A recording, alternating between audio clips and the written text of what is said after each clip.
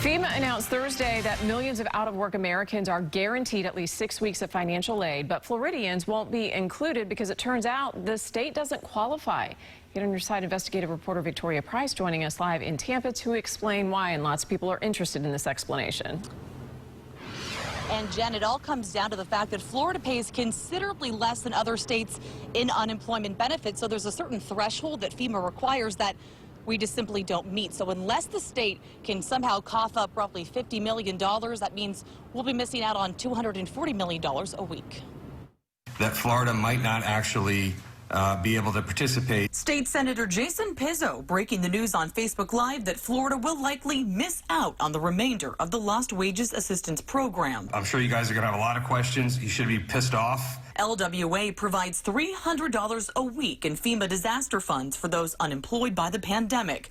This week, many out-of-work Floridians received 3 weeks' worth. But to continue receiving those funds, FEMA says at least 25% of all unemployment benefits paid in Florida must come from state coffers. Because Florida only offers 12 weeks of state compensation, the majority of Floridians unemployed by the pandemic have exhausted that. Data from the Department of Labor shows less than 19% of unemployment recipients here are getting state funds. If we offered state-funded benefits for a longer period of time, then we would probably qualify. Governor Ron DeSantis said Thursday it's possible Florida may qualify for a 4th week, but highly unlikely from there on out.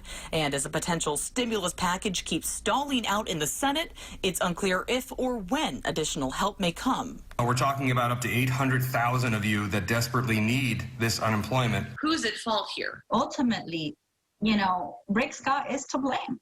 Unemployment was slashed from 26 weeks to 12 weeks under former Governor Rick Scott's administration. But now Governor Ron DeSantis can fix this, advocates say, either by temporarily extending state benefits or finding $50 million to make up the difference.